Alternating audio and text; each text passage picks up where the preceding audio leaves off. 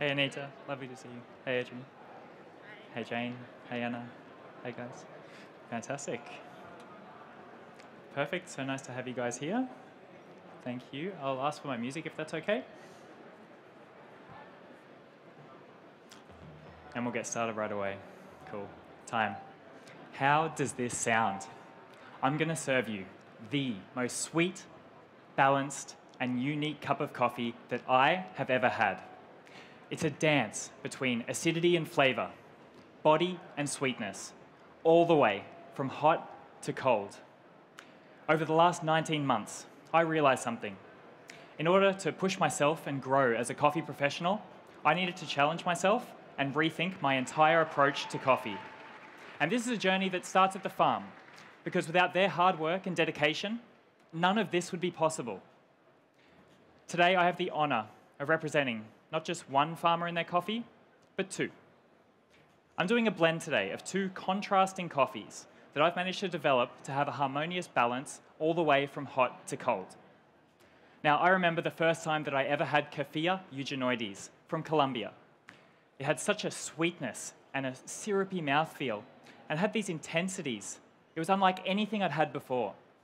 The farmer, Julian, at Finca Immaculada, he processes this coffee as a natural, but to be as clean as possible. When I first tasted it, I saw it had so much potential. But in order for me to serve it to you today, I knew I needed to find a way to express acidity through this coffee and balance some of these intensities. And then I remembered, I had a coffee while I was in Ecuador. It was at Hacienda La Florida, and it was a washed catucai.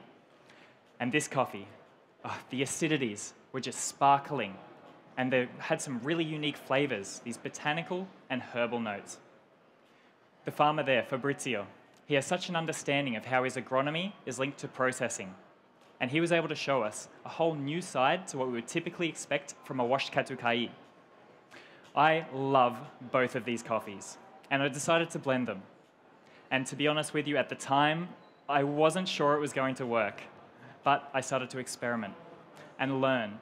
And I came to understand that I could use 60% of this eugeneoides with this rich, heavy mouthfeel and syrupy notes, combined with 40% of the catucai, with its brightness and these unique flavors, the florals and botanicals.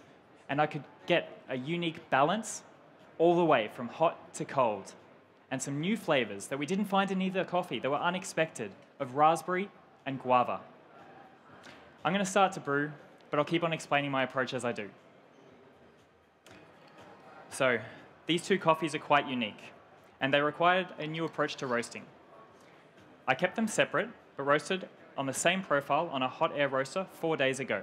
This achieved a uniformity and a harmonious balance between the coffees in the brew. I'm using the Metal V60 today. I found that this brewer, with the shape and the material, helped us with clarity of flavor, like this rose note. And the recipe I'm using is 20 grams of coffee to 300 mils of water. And this is a little bit more than I would normally brew with, but I found that this really helped with the syrupy mouthfeel when cool. Now, this coffee requires a pretty unique approach to water. It's about 98.6% water. And me and my team figured out that we needed to customize our water, and we found that an equal balance of magnesium and calcium was required to get the most vibrancy. The first kettle I'm using is at 93 degrees, the second at 88. And I found using this helped to give more of a juicy body in that hot stage. I'm dividing this across 5 pours today, each just as the bed is starting to run dry. I found that this meant I could grind coarser and have a better, even extraction through the blend. And I'd like you to please write down a few notes for me. You're going to find the aroma of rose and strawberry. In the hot flavors, again, rose and strawberry. The strawberry, both fresh and candied. When it goes warm, it'll turn into a soft raspberry candy that reminds me a bit of Allen's Lollies. When when warm, we'll also have a tinned pineapple note. And when cool, it'll turn into a pink guava nectar.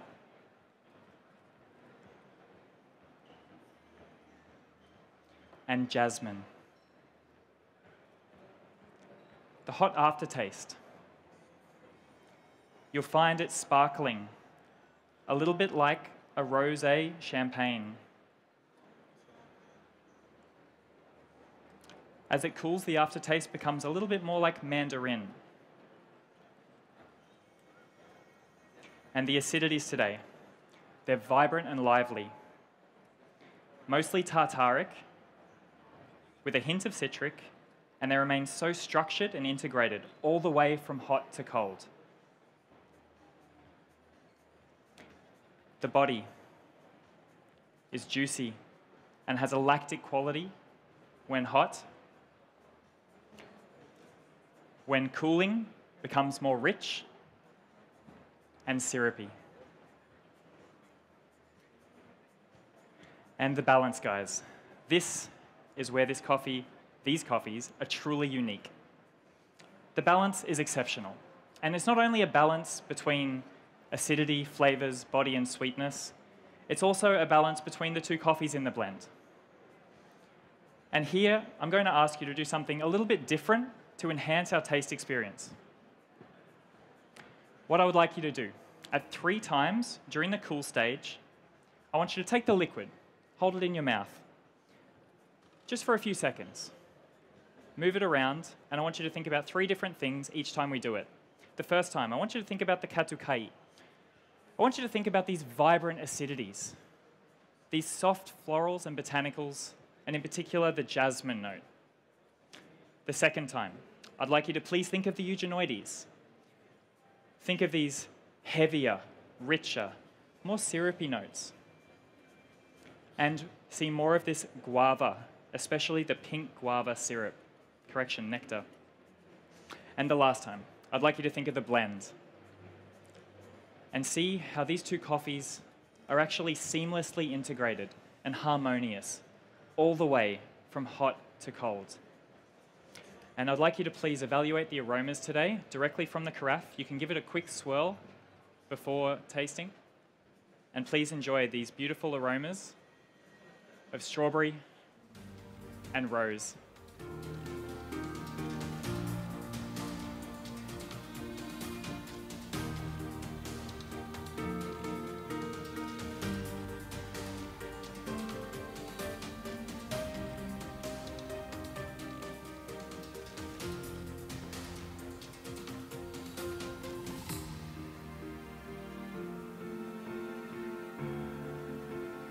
All right, looks like we're ready, guys. That's fantastic.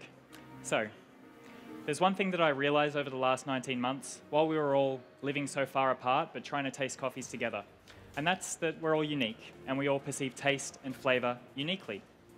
So, in order to harmonize us and unify our experience, I've chosen this cup on purpose. The pink color will help guide you towards the extra sweetness, the strawberry and raspberry notes, while the weight and the texture are going to reinforce that syrupy mouthfeel when cool. And so, for that reason, I'd like you to please, when hot, take with your spoons. When warm and cool, go directly from the cup.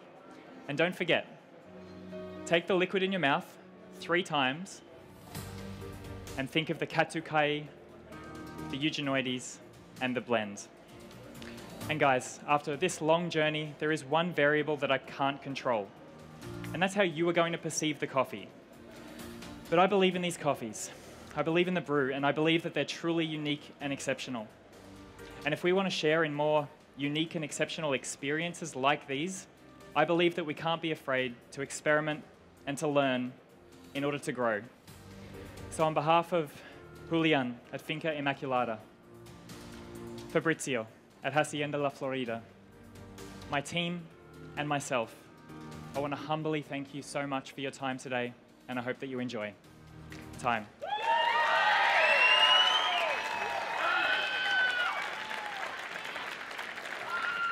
Well done, well done. So, Matty, just come over. Hey, Philip. Great performance. Thank you.